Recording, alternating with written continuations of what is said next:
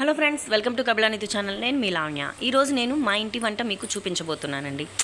వంట స్టార్ట్ చేసేసాను, నూనెలో ముక్కలు కూడా వేసేసాను. ఆ తర్వాత ఐడియా వచ్చింది వీడియో తీస్తే ఎలా ఉంటుంది అని. అందుకే ఈరోజు వీడియో చేసి చూపించబోతున్నాను అనమాట. అసలు ఈరోజు మా ఇంటి వంట ఏంటి అని అనుకుంటున్నారు? కాకరకాయ కారం అలానే బెండకాయ కూర అండి. రెండు చూపించట్లేదండి, ఓన్లీ కాకరకాయ కారం మాత్రమే చూపిస్తున్నాను. అంతవరకే వీడియో తీశాను. బెండకాయ ముక్కలు తరిగాను, అది కూడా చూపిస్తాను అనమాట. ముందు ప్రొసీజర్లోకి వెళ్ళిపోదామా? ముందుగా కాకరకాయ ముక్కల్ని ఇలా పొడుగ్గా కట్ చేసుకున్నానండి. చక్రాలాగైనా కట్ చేసుకోవచ్చు, లేదంటే అంగుళం ముక్కల్లాగైనా కట్ చేసుకోవచ్చు. కట్ చేసుకొని నూనె బాండీ మీద పెట్టి బాండీలో నూనె పోసి పొయ్యి మీద పెట్టి నూనె కాగకముందే ఈ ముక్కలు వేసుకోవాలన్నమాట. నూనె కాగినాక ముక్కలు వేస్తే నూనె చిందలు మీద పడతాయి కాబట్టి నేను అలా చేస్తాను. మీకు ఎలా అనుకూలంగా ఉంటే అలా చేయండి.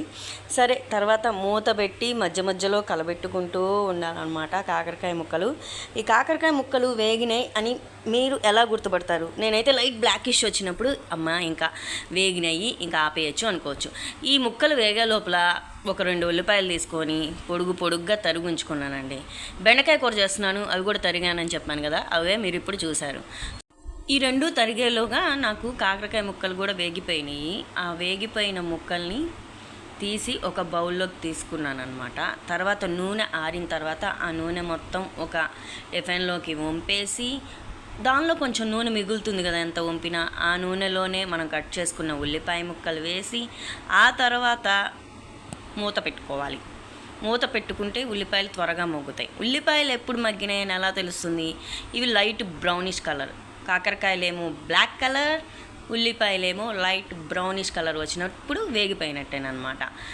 ఇప్పుడు మనం వేయించి పెట్టుకున్న కాకరకాయ ముక్కలు ఉన్నాయి కదా, అవి వేసుకోవాలి. అవి వేసుకున్న తర్వాత వాటి మీద కొంచెం ఉప్పు కారం, లేదంటే చిన్నులపాయ కారం. చిన్నులపాయ కారంలో ఉప్పు కారం 2 ఉంటాయి కాబట్టి చిన్నులపాయ కారం, కాస్త పొడి, అలాగే కొంచెం కొబ్బరి పొడి మీన్స్ కొబ్బరి కారం అనమాట.